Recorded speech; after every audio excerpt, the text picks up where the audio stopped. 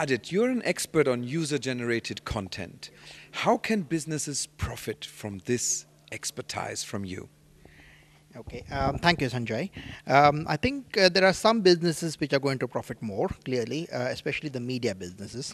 I think what is happening, if you look at the content providers who are creating content, by adding the user-generated content, they are providing a certain service which wasn't there before. They're engaging with people. And if you look at the distributors, by incorporating user-generated content into their offering, they are actually acquiring content almost for free. So this is the way in which there are people on both sides of the fence. The people who are creating content are enhancing their product, and the people who are distributing content are getting more content in a way which benefits the whole community. So this is not a direct financial transaction, but it is a transaction where everybody benefits, and the user, of course, gets his place in the sun, as we say in English. Yeah. Okay. Especially in Germany, there are many legal problems concerning user-generated content. What risks are involved in user-generated content? Okay. This is an interesting question because I spoke at the European Parliament a couple of months ago, and this was a very important question for most of the people because they were involved in regulation, and they were talking about the dark side of user-generated content, which we all talk about the good side. But of course, there is a dark side. And I think the answer to these things is, at the moment, it is very new, and nobody knows. There is a broad tendency in people to share content and to give up a lot of information. This will go on. I believe this will go on. And the risks really happen when something goes wrong, and really the risk in sharing out information to the extent of just your strong preferences is not a threat, as we saw in last FM's presentation this morning. Risk starts to happen when people find out more about you from your Facebook profile, for example, and perhaps where you worked or your relationships or something like that. And I think people will get used to that. I think people don't realize what the risks are still until they learn it once or twice the hard way, and then they go on. I think there is a broader, more dangerous risk where people should concentrate on the real dark side of the things, such as predators and children protection, etc. I think in general people will be more open, and I think regulation should be more focused on the real bad aspects of social networking. Okay, thank you very much. What is the future of user-generated content? Will websites be completely generated by users in the future? I think the future of user-generated content will be merged with the traditional content.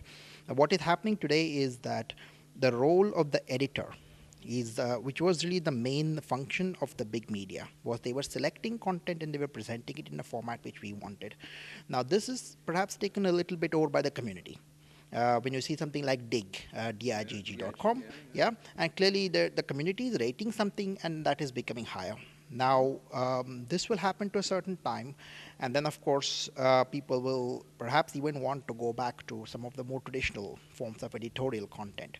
So I think we have one swing and the other swing, and of course then it will kind of balance. And you see this today already in most big publications, like I've worked with CNN, for example, BBC. They are all incorporating these ideas together. So this will be as if it was not a question, in the sense that this will be like in the sense that everyone will be doing it. Everyone will be incorporating user-generated content and traditional content, and the traditional content people will be doing the editing, which has been their main role, and the people will get used to both of them. Thank you very much for being with us. Just one private question. Yes. What is your feeling about the internet at all? I mean, how much time do you really spend in user-generated content or on other portals? And how is your feeling about the development on the internet? Yes. Okay. I actually spend a lot of time on the internet, and not just consuming it, producing content, because I am a very well-known blogger, as you probably know from my profile. Yes. Especially in the web community and the mobile community, my blog is probably in the top 10, 20 worldwide in those categories. I think the future of the web is going to be about contribution.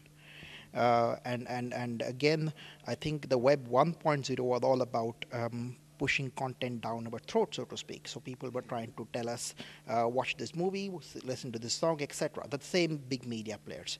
Today, the balance is more, the interesting things are more by what we are creating. So to me, the web is becoming the read-write web. The read web was there before when people were reading stuff in Web 1.0. But the write web is when we are writing to it in a blog or uploading YouTube or something like that. This is where the balance has changed. It has become a read and a write web. And I'm an example in that I do a lot of writing on the web. And this is my experience. That's your experience. Okay. Thank you very much for being with us, and we wish you a great success with all your projects. Thank you very much.